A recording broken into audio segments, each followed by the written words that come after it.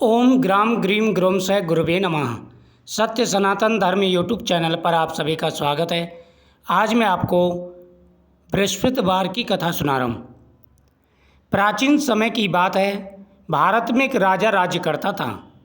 वह बड़ा प्रतापी दानी था। वह नित्य प्रति मंदिर में भगवान के दर्शन करने जाता। वह ब्राह्मण और गुरु की सेवा किया करता था। उसके द्वार से कोई भी याचक निराश होकर के नहीं लौटता था। वह प्रत्येक गुरुवार को व्रत रखता एवं पूजन करता था। हर दिन गरीबों की सहायता करता, परंतु ये बातें उसकी रानी को अच्छी नहीं लगती थी। वह ना व्रत करती और ना ही किसी को एक पैसा दान में देती थी। वह राजा से भी ऐसा करने को मना किया करती थी। एक समय की बात है। राजा शिकार खेलने वन को गए होते। घर पर रानी और दासी थी। उस समय गुरु बृहस्पति साधु का रूप धारण करके राजा के दरवाजे पर भिक्षा मांगने आए। साधु ने रानी से भिक्षा मांगी तो वह कहने लगी कि हे साधु महाराज, मैं इस दान और पुण्य से तंग आ गई हूँ। इस कार्य के लिए तो मेरे पति देवी बहुत हैं। अब आप ऐसा उपाय बताएं जिससे हमारा सारा धन नष्ट हो जाए। साधु रूपी बृहस्पति देव ने कहा, हे देवी, तुम बड़ी विचित्र हो। संतान और धन से कोई दुखी नहीं होता, इसको सभी चाहते हैं। पापी भी पुत्र और धन की इच्छा करता है, मगर तुम्हारे पास धन अधिक है तो आप शुभ कार्य क्यों नहीं करती? भूखे मनुष्यों को भोजन कराओ, प्याऊ लगवाओ, ब्राह्मणों को दान दो, धर्मशाला बनवाओ, कुआं, तालाब, बावड़ी, बाग, बगीचे आदि का निर्माण कराओ तथा निर्धनों की कुंवारी कन्याओं का विवाह कराओ, साथ ही यज्ञ आदि करो।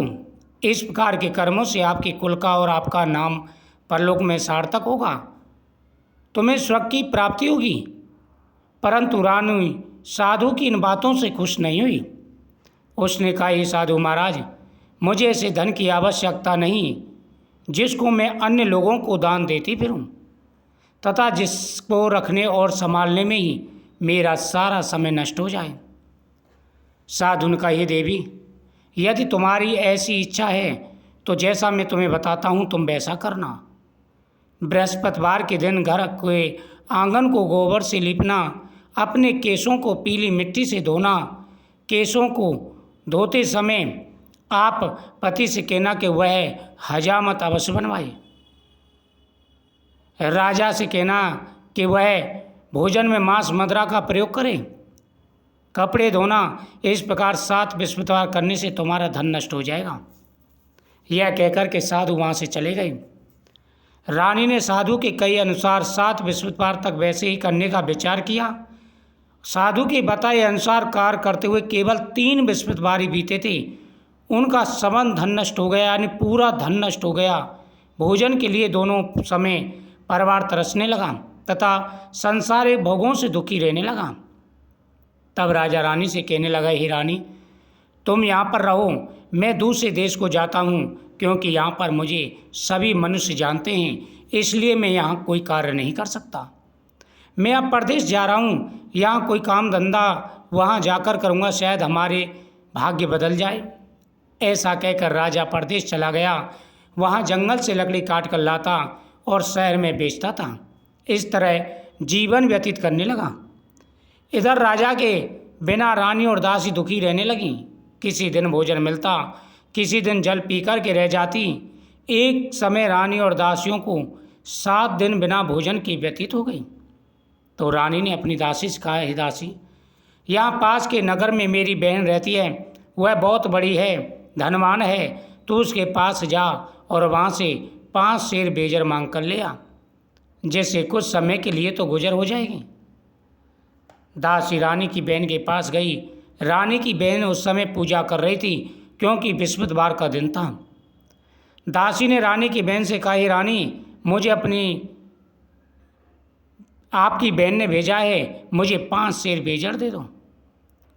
दासी ने यह बात अनेक बार कही, परंतु रानी की बहन ने कोई उत्तर नहीं दिया, क्योंकि वह बृहस्पतिवार की कथा सुन रही थी, पूजा कर रही थी।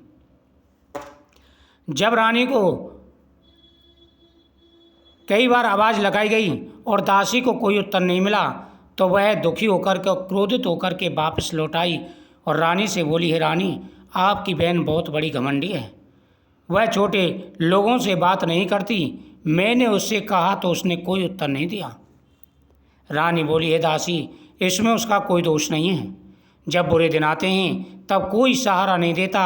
अच्छे बुरे का पता विपत्ति काल में लगता है। जो ईश्वर की इच्छा होगी वही होगा। ये सब हमारे भाग्य का दोष है। उधर रानी की बहन ने सोचा, मेरी बहन की दासी आई थी परंतु मैं उससे नहीं बोली, इससे वह बहुत दुखी हुई होगी। अतः कथा सुन और भगवान विष्णु का पूजन कर वह अपनी बहन के पास गई और बोली कि बहन, कहो दासी को किस लिए भेजा था। उन्होंने कहा, बहन, आपसे कोई बात छुपी नहीं है। हमें काफ़ी दिन भोजन के बिना व्यतीत हो गए हैं। मैंने 5 सेर बीजर लेने के लिए तुम्हारे घर अपनी दासी को भेजा था। रानी की बहन बोली, बहन देखो, बृहस्पति भगवान सबकी मनोकामना पूर्ण करते हैं। देखो, शायद तुम्हारे घर में अनाज रखा हूँ। यह सुनकर के दासी घर के अंदर गई और वहाँ उसे एक घड़ा बेजर का भरा हुआ मिल गया। उसे बड़ी हैरानी हुई क्योंकि उसने एक एक बर्तन देख लिया था, पहले कुछ भी नहीं था। उसने बाहर आकर रानी को बताया। दासी अपनी रानी से कहने लगी, हे रानी, देखो, वैसे हमको जब अन्न नहीं मिलता तो हम भूखे तो रहते ही हैं। अगर इनसे व्रत की विधि भी पूछ ली जाए तो हम भी बृहस्पतिवार का व्रत किया करेंगे। रानी ने अपनी बहन से कहा कि बहन, आप हमें बृहस्पतिवार की कथा की विधि बता दीजिए, जिससे हम भी यह व्रत करेंगे, शायद हमारे दिन भी अच्छे हो जाएं। इस प्रकार से उसने कहा कि बहन देखो, बृहस्पतिवार के दिन विष्णु भगवान का पूजन किया जाता है। बृहस्पतिवार के व्रत में चने की दाल और मुनक्का से विष्णु भगवान का केले के वृक्ष की जड़ में पूजन करें तथा दीपक जलावें। उस दिन एक ही समय भोजन करें। भोजन पीले खाद्य पदार्थों का करें। कथा सुने। इस प्रकार करने से गुरु भगवान प्रसन्न होते हैं, अन्न पुत्र धन देते हैं, मनोकामना पूरी करते हैं।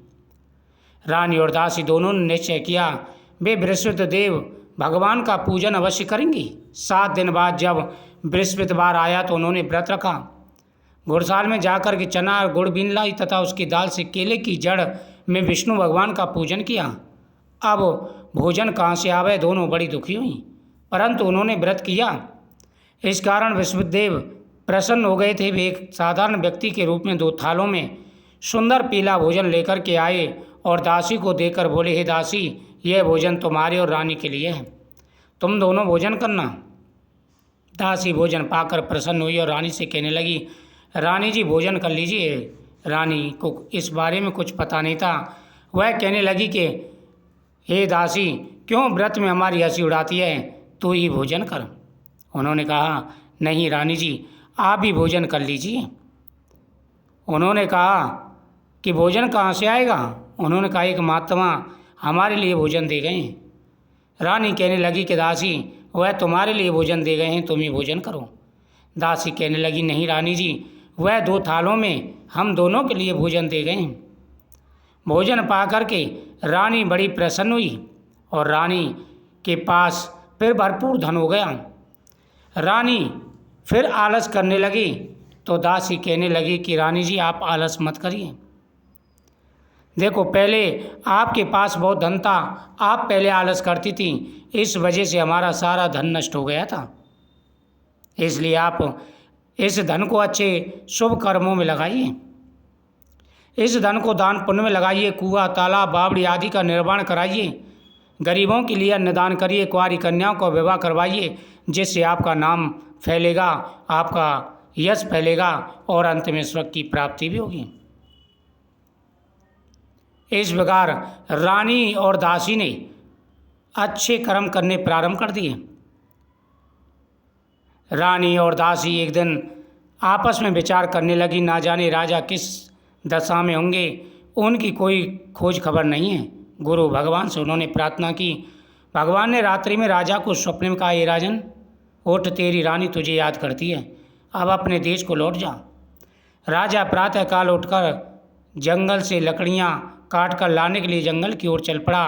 जंगल से गुजरते समय वो सोचने लगा, रानी की गलती के कारण कितना दुख सहना पड़ा।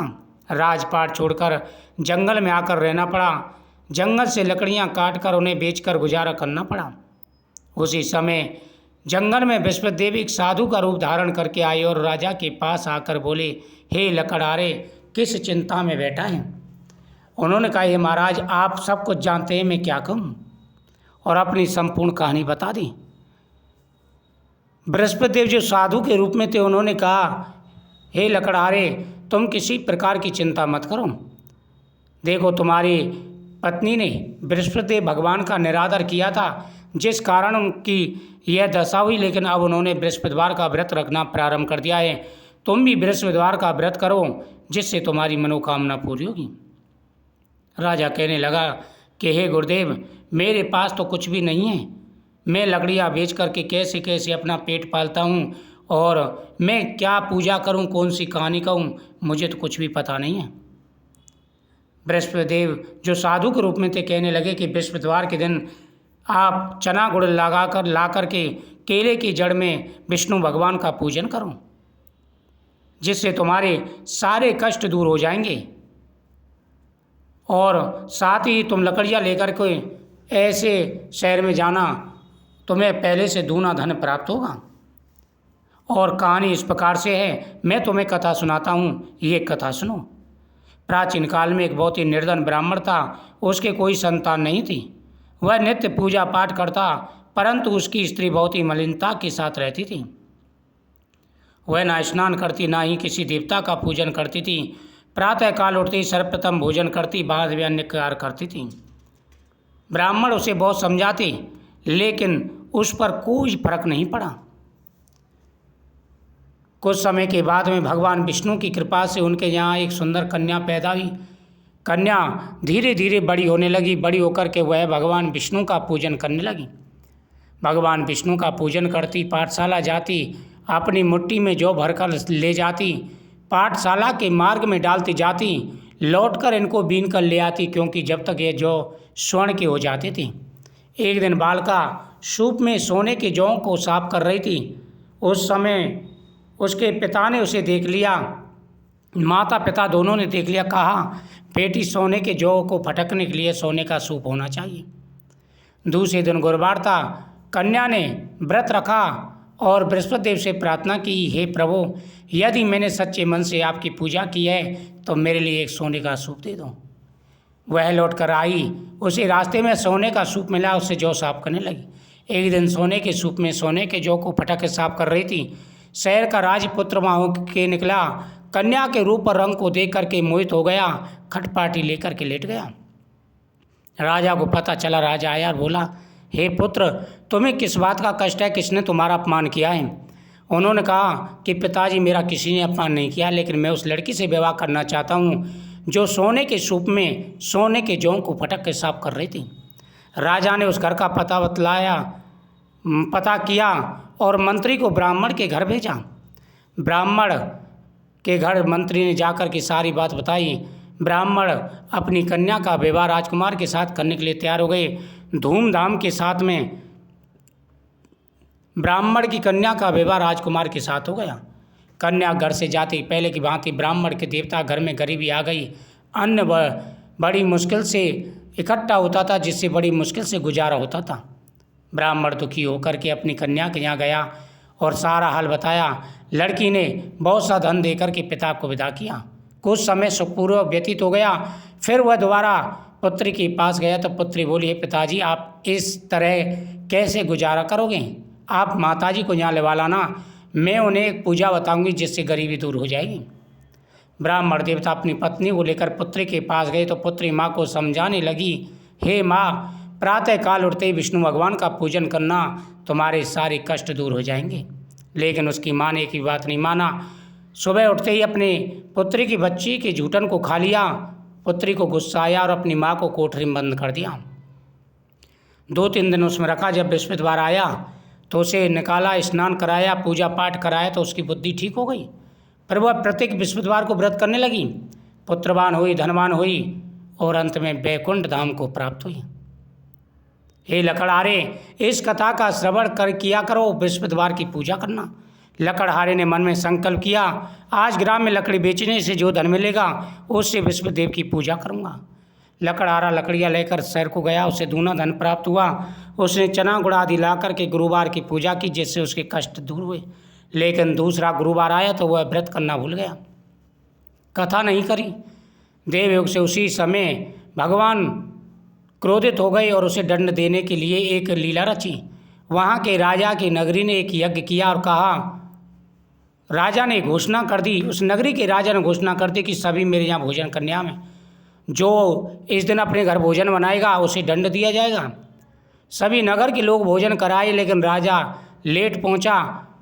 लकड़हारा लेट पहुँचा राजा के पास। जो राजा लकड़हारा था वो लेट पहुँचा। राजा उसको अपने कक्ष में ले गया, जिसमें एक खूंटी थी जिस पर एक रानी का हार लटका हुआ था। राजा भोजन करते करते देखता है कि खूंटी उस हाल को निगल रही है। राजा तो अचंभित हो गया। जब राजा आए और उन्होंने खूंटी पर हार नहीं देखा तो उस लकड़हारे को जेल में डाल दिया। अब जेल में पड़ा लकड़हारा उस साधु को याद करने लगा जो जंगल में मिला था। उसी समय बृहस्पति देव प्रकट हो गए और कहने लगे, मूर्ख, तूने बृहस्पति देवता की कथा नहीं करी, जिस कारण तुझे दुख प्राप्त हुआ है। अब चिंता मत कर, जेल खाने के दरवाजे पर तुझे पैसे पड़े मिलेंगे, उनसे पूजा करना, तेरे सब कष्ट दूर हो जाएंगे। राजा को जेल खाने के दरवाजे पर पैसे मिले। उन्होंने पूजा करी, घुड़सार से चना गुड़ आदि मंगवा लिया और उससे पूजा करी। तो उसी समय बृहस्पति देव ने राजा को स्वप्न में दर्शन देकर कहा, हे राजन, जिस व्यक्ति को तुमने जेल खाने में बंद कर दिया वो निर्दोष है, उसे छोड़ देना। तुम्हारा हार उसी खूंटी पर लटका हुआ मिलेगा। अगर ऐसा नहीं करोगे तो तुम्हें दंड मिलेगा। सुबह राजा ने हार को देखा तो उस लकड़हारे को बुलाया और उससे क्षमा मांगकर उसे विदा किया। लकड़हारा अपनी नगरी के निकट पहुंचा तो उसने देखा कि नगरी में तो पहले से ज़्यादा वहाँ पर बाग, तालाब, कुएं आदि बन चुके हैं। राजा को अचंभा हुआ। राजा ने प्रजा से पूछा, ये सब किसका है? उन्होंने कहा कि महाराज, ये तो रानी और दासी ने बनवाया है। राजा अचंभित हो गया। राजा महल में पहुंचा तो रानी को पता चला तो उसने दासी को भेजा और कहा कि रानी, दासी, देखो राजा कहीं लौट ना जाए, उनको लेकर के आओ। रानी की बात मानकर दासी राजा को लेने गई और राजा को लेवा लाई। तो राजा पूछने लगा कि ये धन तुम्हें कैसे प्राप्त हुआ है? उन्होंने कहा, ये धन हमें बृहस्पति देव की पूजा से प्राप्त हुआ है। राजा ने निश्चय किया कि सभी तो 7 रोज बाद बृहस्पतिवार का पूजन करते हैं, मैं रोजाना व्रत किया करूँगा। हर समय राजा के दुपट्टे में चने की दाल बंधी रहती। एक दिन राजा ने विचार किया, चलो अपनी बहन के यहाँ हुआ मैं। इस तरह निश्चय कर घोड़े पर सवार हो वो अपनी बहन के से मिलने के लिए चल दिया। रास्ते में उसे कुछ आदमी के मुर्दे को लिए जा रहे थे, वह दिखाई दिए। उन्होंने राजा ने उनको रोकर कहा, भाई तुम मेरी बृहस्पतिवार की कथा सुन लो। वह कहने लगे कि तुम पागल हो गए हो, हमारा आदमी मर गया है, तुम्हें अपनी कथा ही पढ़ी है।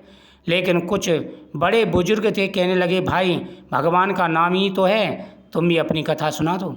राजा ने कथा शुरू की कि मुर्दा में चेतना आने लगी, आदि हुई, मुर्दा हिलने लगा और जैसी कथा समाप्त हुई राम राम कह के खड़ा हो गया।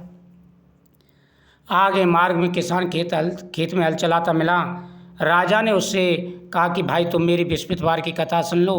किसान बोला, जब तक मैं तेरी कथा सुनूंगा 4 हरैया जोत लूँगा, जा अपनी कथा किसी और को सुनाना। राजा कहते बैल पछाड़ खा कर गए और उसके किसान के पेट में दर्द होने लगा। उस समय उसकी माँ रोटी लेकर के आई और उसने सारा हाल पूछा तो सारा हाल उसने बता दिया। राजा थोड़ी दूरी गया था, बुढ़िया दौड़ी दौड़ी गई और कहा कि हे घुड़सवार, तुम अपनी कथा मेरे खेत पर चल कर के कहो, मैं सुनूंगी। राजा ने जाकर कथा कही, जिसको सुनकर लड़का ठीक हो गया और बैल भी खड़े हो गए। किसान के पेट का दर्द बंद हो गया। राजा बहन के घर पहुंचा। बहन ने भाई की खूब मेहमानी की। राजा देखने लगा कि वह तो दूसरे दिन सभी लोग भोजन कर रहे हैं। राजा ने कहा, बहन के ऐसा कोई व्यक्ति है जिसने भोजन नहीं किया हो, मेरी बृहस्पतिवार की कथा सुन ले। बहन बोली, भैया ये देश ऐसा ही है, पहले यहाँ लोग भोजन करते हैं, बाद में अन्य कार्य करते हैं, अगर कोई पड़ोस हो तो देखा हूँ। ऐसे कह कर देखने चलेगी, परंतु उसे कोई ऐसा व्यक्ति नहीं मिला जिसने भोजन ना किया हो। अंत में कुमार के घर गई, जिसका लड़का बीमार था। उसे मालूम हुआ 3 रोज से उनके घर में किसी ने भोजन नहीं किया है। उसने अपने भाई की कथा सुनने के लिए कहा तो वह तैयार हो गई। राजा ने जाकर के कथा कही, चीज़ को सुनकर उसका लड़का ठीक हो गया। अब तो राजा की प्रशंसा होने लगी। एक दिन राजा ने अपनी बहन से कहा, बहन हम अपने घर को जाएंगे, तुम भी तैयार हो जाओ। राजा की बहन ने अपने सास से कहा, सास बोली हाँ चली जाना, परंतु अपने लड़के को मत ले जाना क्योंकि तेरे भाई के कोई औलाद नहीं है। राजा की बहन ने राजा से कहा, भैया मैं तो चलूँगी, कोई बालक नहीं जाएगा। राजा बोला, जब कोई बालक नहीं जाएगा तब तो भी क्या करोगे। बड़े दुखी मन से राजा नगर को लौट आया, खटपाटी लेकर के लेट गया। रानी ने पूछा क्या बात है। उन्होंने कहा, हम निर्वंशी राजा है, हमारा मुँह देखने का धर्म नहीं है। रानी कहने लगी कि स्वामी आप चिंता क्यों करते हो, बृहस्पति देव ने हमें सब कुछ दिया तो औलाद अवश्य देंगे। उसी रात को बृहस्पति देव ने स्वप्न में दर्शन देकर कहा, हे राजन सोच त्याग दे, शीघ्र ही तुझे संतान प्राप्ति होने वाली है। कुछ समय के बाद में उसके 2 पुत्र पैदा हुए। तब राजा रानी से कहने लगा कि स्त्री बिना खाए रह सकती है, बिना कहे नहीं रह सकती। जब मेरी बहन आवे तो मुझसे कुछ मत कहना। राजा की बहन ने शुभ समाचार सुना, बधाई लेकर भाई के आई। तभी रानी ने कहा, घोड़ा चढ़कर नहीं आई, गधा चढ़ी आई। राजा की बहन बोली, भाभी मैं इस प्रकार ना कहती, तुम्हें औलाद कैसे मिलती। बृहस्पति देव ऐसे ही हैं, जैसे जिसके मन में कामना हो सभी की पूर्ण करते हैं। जो सद्भावना पूर्वक विस्पदा का व्रत करता है, कथा पढ़ता है, सुनता है, दूसरों को सुनाता है, बृहस्पति देव उसकी सभी मनोकामनाएं पूरी करते हैं। बोल बृहस्पति भगवान की जय। कथा सुनने के बाद में भगवान की आरती करें और फिर सभी लोगों में प्रसाद बांटें, आपकी हर मनोकामना पूरी होगी। ओम ग्राम ग्रीम ग्रोम सह गुरुवे नमः। निर्धनों को धन की प्राप्ति, संतानहीनों को संतान की प्राप्ति, रोगियों का निरोग दूर हो जाता है इस कथा के श्रवण करने से और व्रत को रखने से। जय गुरुदेव। ओम बृहस्पति नमः।